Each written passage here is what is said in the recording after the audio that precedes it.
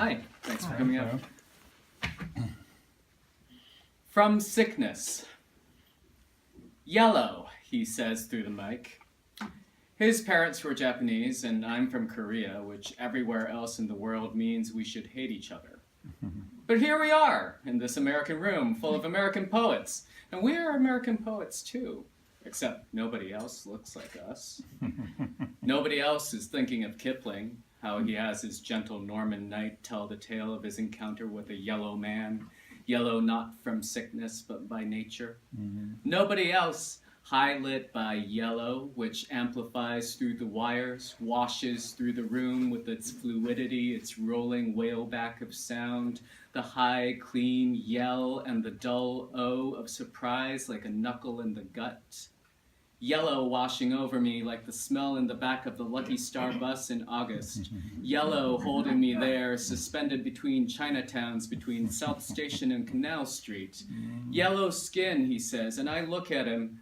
Not yellow like a lemon, or yellow like the toilet when you're dehydrated, or yellow like The Simpsons, or yellow like popcorn butter, or yellow like a banana, or yellow like a Twinkie, or yellow like the sun, or yellow like a cab, or yellow like a taxidermied tiger, or yellow like Donald Trump's hair, or yellow like cowardice, or yellow like wallpaper, or yellow like a streak of fat, or yellow like nicotine stains, or yellow like a fading bruise. My yellow skin, he says, which means he's yellow in the mirror, means he woke up yellow and went to sleep yellow and co-wrote a book with Tess Gallagher yellow, and his parents sent to internment camps were sent because they were yellow, and his parents retroactively, since racism like Kafka creates its own lineage, yellowed. And all over the West, railroad workers stained by yellow, strung up, suspended in the air, danced what they called the Chinaman's dance. And now I am inside the yellow he makes, inside the shifting of my skin through the imagined spectrum, inside the shrinking of my skin into yellowness, inside the stretching of my skin as yellow makes me recognize him as kin, as yellow gulps us down, two Jonahs in the belly of some ridiculous Leviathan, from which depths I am writing now, even as I sit in Harvard Square, watching a group of Korean kids take a selfie, and the man in the red fleece sweeping up cigarette butts singing to himself, not quite sotto voce, me love you long time, which is why I throw my cigarette on the ground in a fit of pique, instead of calling him out, because I am yellow, which is why the world will never be clean.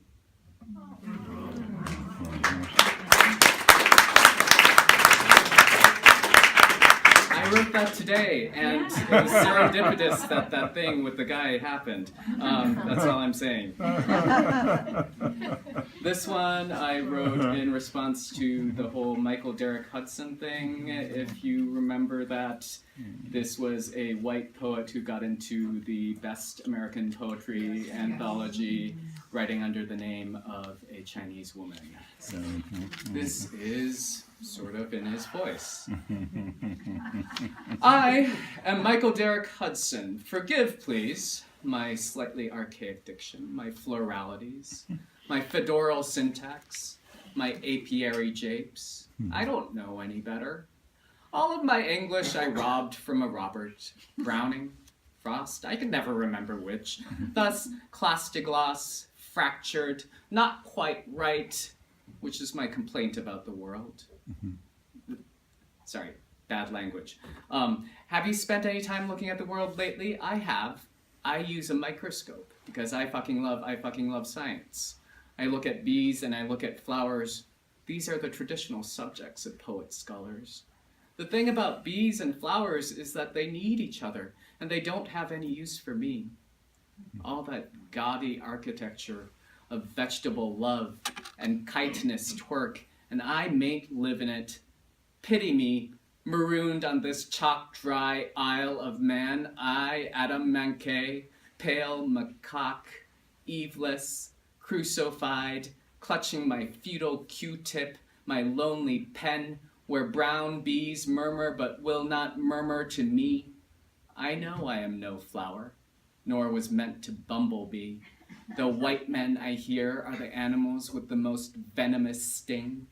Though we have rendered every Caesar and whale in the try-works of time and produced thereby a quantity of ink. Though we have named the beasts of field and sea. Though we have tasted them all, have cooked them all with molecular gastronomy, they will not pollinate me. I should have been a woman or Chinese.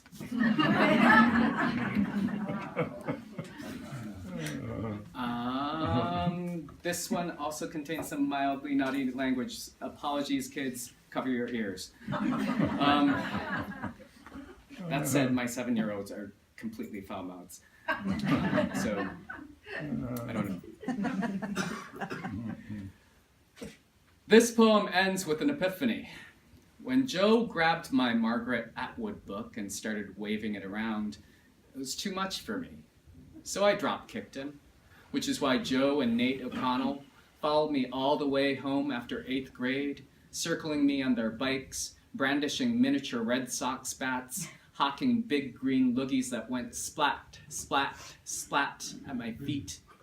I could take you to the corner of Garden and Linnaean, show you where the stains should be, the first between a line of black ants and a few fallen yew berries, the second 5.5 inches from a stop sign, and the last 2 feet from the fire hydrant where Fernald Drive opened like a trap. When they ditched their bikes, I stopped walking, tried to kick Joe in the windpipe, and missed. He said, "Oh yeah, bring that karate shit, you slant-eyed motherfucker." It was then that I came to the realization that I would never become President of the United States of America.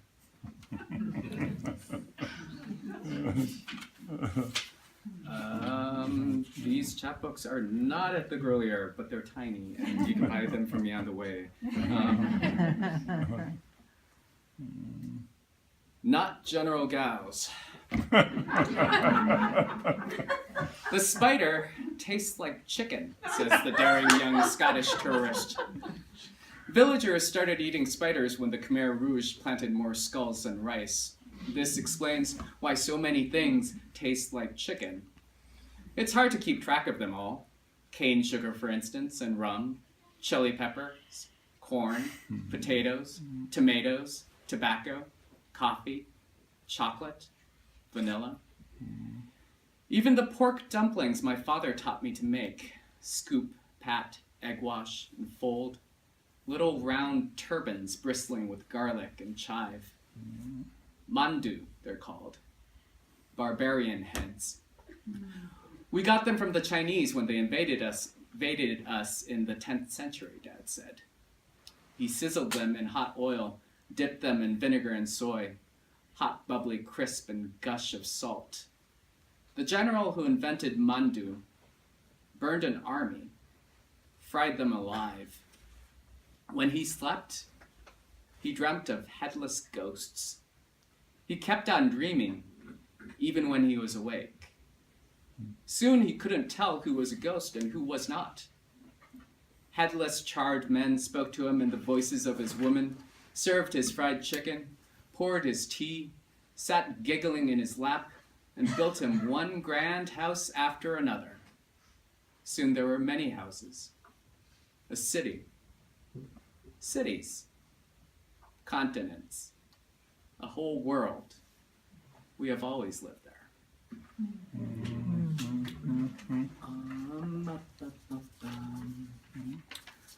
Okay, this one is sort of longish, and I guess it's going to be my last one. Itinerary with moths. 1. Somewhere over the Pacific, January 1981, sunset. Everything can be saved, but I don't remember how. I will tell this memory so many times that it will cease to be a memory of anything but the telling. The details are ritualistic, rehearsed. The tin can air, the roaring of the outer world, the scratchy blanket, frost fern on the window, shrimp curled into dense spirals of salt, gold pilot wings, peanuts, clouds like pink sheep. At the end of it, the moving belts, the brown carpets, The strange man bending down to look me in the eye. I'm your father. Like I was waiting to be born, is how I tell it. And sometimes I think I'm still there. 2. Madison, May, 1982. All I remember is getting on the plane. Before that, nothing. I was someone else. I am someone else's ghost. Everybody lives till they're 100, and then they fall down dead with their faces in their 100-candle birthday cakes. When it rains, it's God crying, or maybe he has to pee. The floating dots in the sky when you look up are the faces of ghosts. If you kill a moth during the day, he waits for you in the dark when you have to go to your room. He sits there, the size of your bed. Stray light catches on his eyes with a click. When you open your door, he opens his wings, unrolls his mouth, and you have to say, I'm sorry, I'm sorry, I'm sorry. If you've lived before, and if you become someone else when you die, how do you know you're not someone else right now? 3. Seoul, December 1994, dawn. Everything can be saved, but I don't remember how. Sometimes the only thing is to walk. I live by the river. London Calling comes in on my Walkman. Suzanne waits for me on the other side of the mix. I walk past rumpled women stumbling from hostess bars, their eyes polished into blind inkstones. I walk over the steel covers of construction pits where subways exhale dust and silence, waiting to be born. I walk past the sweet potato men stoking their oil drum fires, the ajumas re-seasoning their 20-year-old pots of hangover stew. Potatoes, pig's blood, pig bones, pig meat, scallions by the handful, sesame oil's stippled shimmer, fish cake, cabbage, garlic, ginger, and hot peppers. I know the heat is the taste of death crossing oceans, faint echo of fire in Tenochtitlan, of Magellan's Pacific doldrums, the Dutch and the Portuguese knocking at Nagasaki with cannonballs, the Tanegashima rifles cough. Samurai took Korean noses, ears, cocks, brought them home as trophies, buried them in mounds now green with whispering grass. The chili peppers sprang from the fields where Hideyoshi's armies slept. The women found the peppers bleeding there. They chewed them as they wept. 4. Seoul, June 1995, night. 11 o'clock at night. We, the unsaved, the untested, we swelter at school, line up like eggs in a carton. We memorize history and equations. Some of the guys are talking about going to get dog stew next month. Gets the red hot in a chili pepper, you know what I mean? Meanwhile, Kyungin's asleep again. Dumbass. Old Red Nose catches him, and it's 20 push-ups and crab walk up and down the stairs for all of us if we're lucky. Sawed-off pool cue on our calves with our pants rolled up if we're not. Like getting injected with hornets. Welt still sticky a week later. The window's wide open now. Stinks. Still use crap for fertilizer on fields around here. Is that a moth coming through? Yes, big as a sparrow. Girls are screaming. I hate moths. They flap all around your head, get stuck in your hair. If the dead have shapes, they must look like moths. They don't go away no matter how you shoo them. The only way to get rid of a moth is to kill it, and even then, there are always more. Why are they allowed to fly?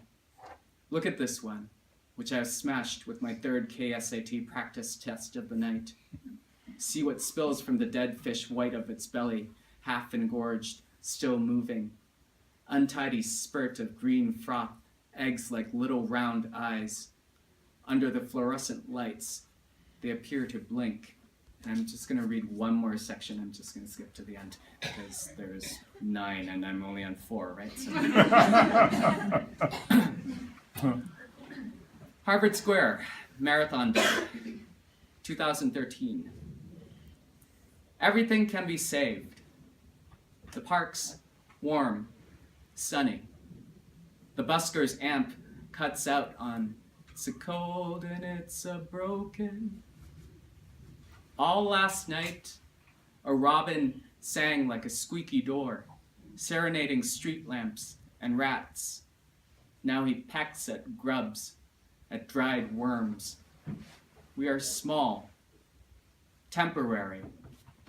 I could fall right up the sky, puff into soot against the sun. Still my children smear powdered sugar on my pants, toss banana peels on the sidewalk, scream. When they dance with each other, no matter the song, the dance is always ashes, ashes. Now they run from bumblebees, from ants. They dash ahead into the graveyard on Church Street, where they chase pigeons, throw breadcrumbs, hair streaming behind them the exact shape of April. When the fire trucks start passing by, they hoot along with the sirens for fun. They count the headstones one by one.